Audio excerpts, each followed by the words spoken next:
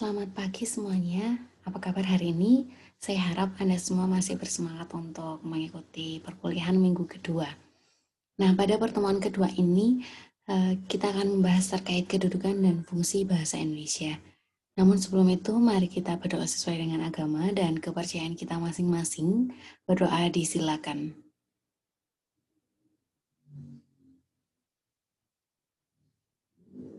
Berdoa selesai.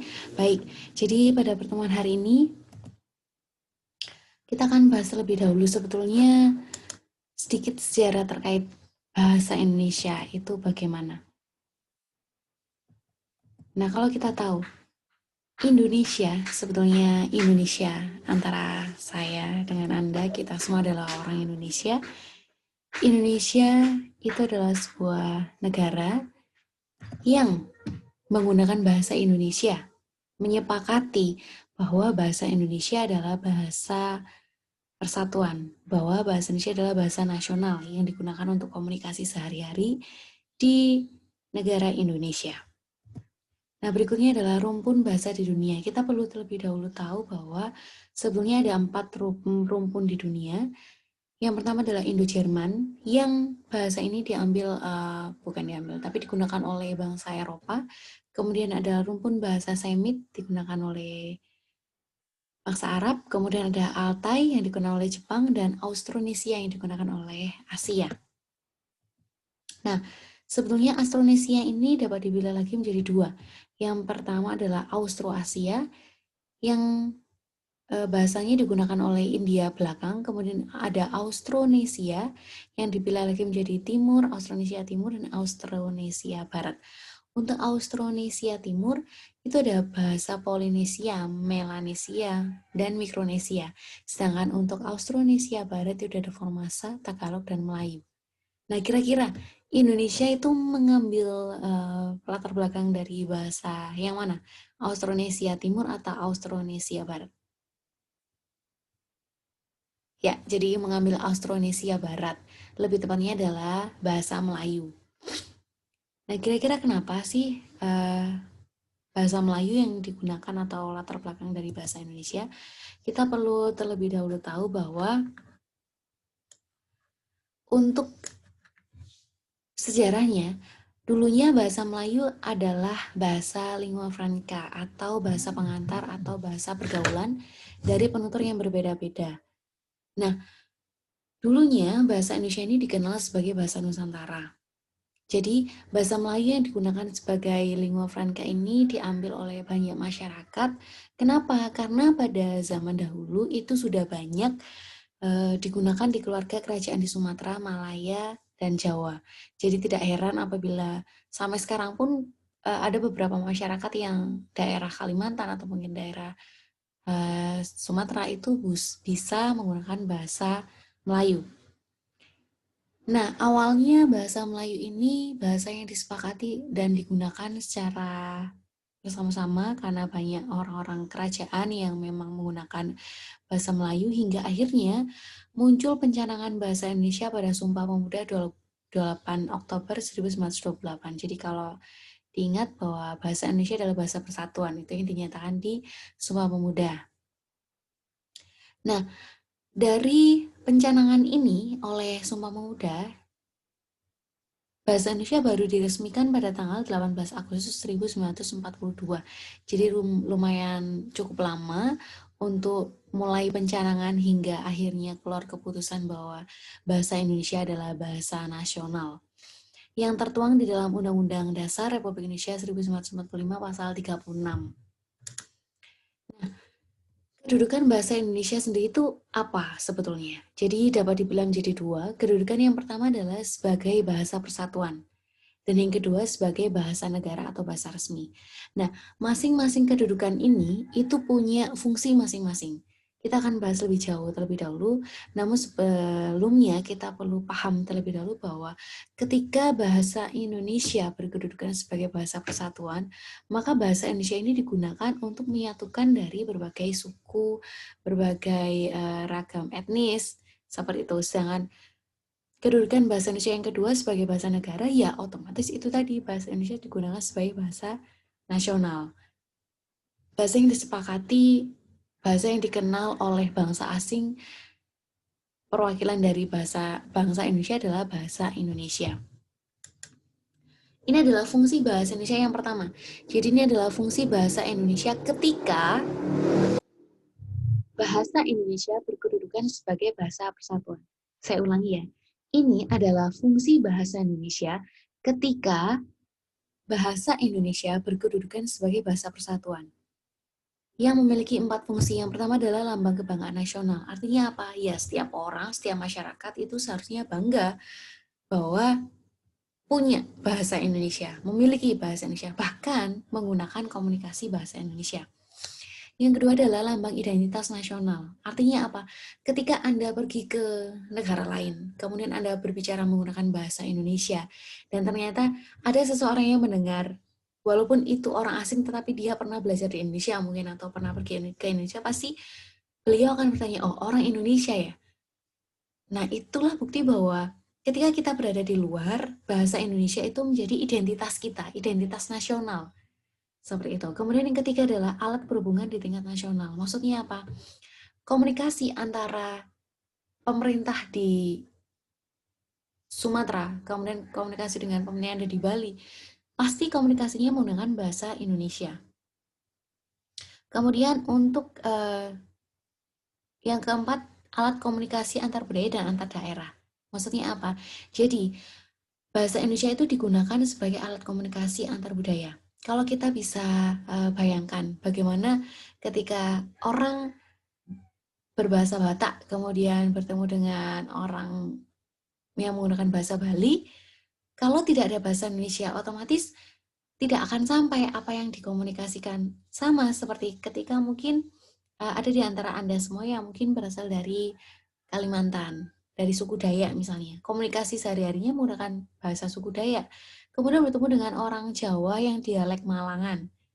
Nah, apakah itu bisa memunculkan komunikasi yang efektif? Tentu tidak. Kenapa?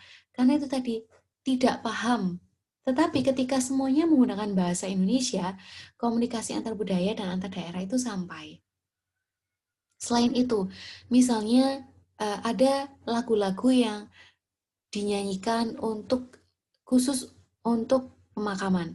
Ada lagu-lagu daerah, lagu-lagu beberapa suku yang dinyanyikan untuk masyarakat yang berbahasa budaya lokal. Nah, itu tentu tidak bisa dipahami. Bisa saja ketika saya mendengar, misalnya ketika saya mendengar di Bali, oh lagu ini enak ya. Kemudian saya belajar lagu itu. Saya nyanyikan ketika saya berada di Jawa. Padahal ternyata lagu itu adalah lagu untuk upacara pemakaman. Nah, itu tentu tidak bisa, ya kan? Tentu tidak bisa ketika tidak ada bahasa Indonesia. Kenapa? Karena saya tidak tahu artinya. Tetapi ketika ada bahasa Indonesia, akhirnya saya tahu, oh ternyata lagu ini digunakan untuk lagu pemakaman. Oh lagu ini ternyata digunakan untuk lagu pernikahan. Tidak mungkin lagu pemakaman saya nyanyikan di di upacara-upacara pernikahan seperti itu. Nah, berikutnya, ini adalah fungsi dari kedudukan bahasa Indonesia yang kedua. Jadi kalau tadi kedudukan bahasa Indonesia sebagai bahasa persatuan, di sini adalah kedudukan bahasa Indonesia sebagai bahasa resmi atau bahasa negara. Ternyata punya 4 fungsi. Saya ulangi ya, ketika bahasa Indonesia berkedudukan sebagai bahasa resmi atau bahasa negara, ternyata punya 4 fungsi juga. Fungsi yang pertama adalah bahasa resmi kenegaraan.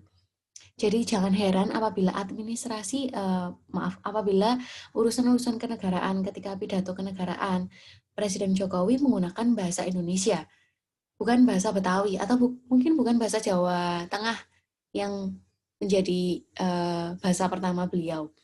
Tidak seperti itu, tapi tetap menggunakan bahasa Indonesia. Kemudian yang kedua, fungsi bahasa Indonesia sebagai bahasa pengantar di lingkungan pendidikan.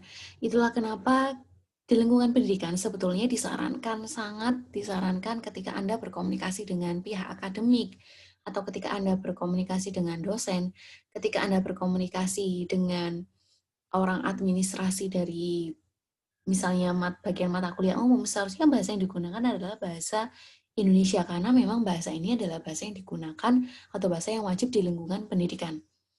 Yang ketiga adalah bahasa resmi administrasi.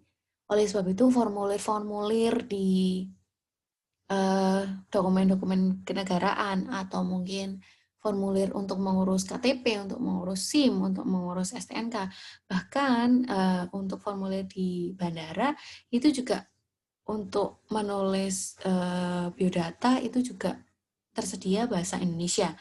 Seperti itu. Kenapa? Karena memang secara administrasi memang wajib menggunakan bahasa Indonesia. Yang terakhir, bahasa resmi pengembangan iptek. Nah, itulah sebabnya kenapa sekarang orang-orang yang bergerak di bidang bahasa, mungkin dari pihak badan bahasa sendiri pun berusaha menemukan padanan istilah yang tepat untuk penggunaan bahasa asing dalam hal iptek. Dalam hal iptek. Misalnya PPT, bahasa Indonesianya Salindia. Kemudian browser, bahasa Indonesianya laman. Nah, seperti itu. Jadi memang bahasa Indonesia ketika berkedudukan sebagai bahasa resmi atau bahasa negara, ternyata fungsinya ada 4 juga. Ada kenegaraan sebagai pengantar di lingkungan pendidikan, resmi administrasi, dan resmi pengembangan iptek. Seperti itu. Berikutnya adalah fungsi umumnya. Jadi kalau tadi fungsi khusus berdasarkan kedudukannya, sekarang adalah fungsi umumnya. Fungsi umum bahasa Indonesia dapat dibelah menjadi 2. Yang pertama adalah transaksional, dan yang kedua adalah interaksional. Ketika bahasa Indonesia berfungsi secara transaksional, rupanya bahasa Indonesia itu dapat membawa informasi yang faktual. Jadi informasi yang memang benar-benar nyata, memang benar-benar ada saat itu. Sedangkan untuk interaksional, mengekspresikan relasi sosial dan sikap pribadi. Artinya apa? Bahasa Indonesia itu digunakan untuk berinteraksi dengan orang lain, untuk komunikasi antara individu, antar kelompok, antar etnis, antar budaya, antar suku. Yang digunakan adalah bahasa Indonesia. Bisa dipahami ya. Jadi ketika bahasa Indonesia berfungsi secara umum untuk transaksional, fungsinya ya untuk membawa informasi secara faktual. Seperti sekarang ketika saya memberikan informasi faktual, saya memberikan informasi tentang bahasa Indonesia, saya menggunakan bahasa Indonesia. Sedangkan ketika interaksional mengekspresikan relasi sosial, ada hubungan antara individu, hubungan antara individu dengan kelompok, kelompok dengan kelompok, ataupun saya dengan keluarga, ataupun saya dengan Anda, saya dengan guru, saya dengan dosen. Nah, seperti itu. Itu adalah fungsi umumnya. Ya, sejauh ini ada pertanyaan? Belum ada. Berikutnya adalah peraturan bahasa Indonesia. Jadi peraturan bahasa Indonesia tentang penggunaan bahasa Indonesia itu sebenarnya sudah tertuang di dalam Undang-Undang Dasar bab 15 pasal 36 yang menyatakan bahwa bahasa negara adalah bahasa Indonesia. Jadi bahasa Indonesia itu adalah bahasa nasional kenegaraan. Bahasa Indonesia adalah bahasa yang menjadi identitas dari bangsa Indonesia. Kemudian yang kedua adalah UU, maaf ya itu ada salah ketik. Jadi yang betul adalah UU nomor 24 tahun 2009 yang terkait dengan penggunaan bendera, bahasa, lambang negara, dan lagu kebangsaan. Jadi sebetulnya di Undang-Undang nomor 24 ini dinyatakan bahwa sebetulnya bahasa Indonesia itu harus dilestarikan. Bahasa Indonesia itu harus diperkenalkan dengan orang banyak, dengan orang asing. Jadi sebetulnya tidak ada alasan untuk Anda ketika Anda berada di luar negeri, kemudian Anda merasa malu menggunakan bahasa Indonesia, sebetulnya tidak seperti itu. Tapi harapannya adalah Anda yang menjadi wakil dari bangsa Indonesia itu dapat juga mengenalkan bahasa Indonesia kepada orang asing. Sehingga semakin banyak sekarang ada yang namanya BIPA, Bahasa Indonesia bagi Penutur Asing. Kenapa? Karena sekarang mulai banyak orang asing yang ingin belajar bahasa Indonesia. Mereka datang ke Indonesia hanya untuk belajar bahasa Indonesia juga banyak. Nah, seperti itu. Jadi sebetulnya Anda harus bangga ketika Anda menjadi penutur bahasa Indonesia sejati. Seperti itu. Nah, itu adalah paparan dari saya untuk hari ini terkait dengan kedudukan dan fungsi bahasa Indonesia. Apabila ada pertanyaan, apabila ada hal yang belum jelas atau hal yang tidak dipahami, Anda bisa bertanya di kolom komentar dan kita akan berdiskusi bersama-sama. Nah, terkait dengan kuis kecilnya, ini dia. Jadi tuliskan pendapat Anda di kolom komentar tentang kedudukan dan fungsi bahasa Indonesia saat ini. Jadi sebetulnya apa sih pandangan Anda terkait kedudukan dan fungsi bahasa Indonesia sekarang ini, di era milenial ini, menurut Anda bagaimana kedudukan dan fungsi bahasa Indonesia itu? Anda bisa menuliskan di kolom komentar. Seperti itu ya.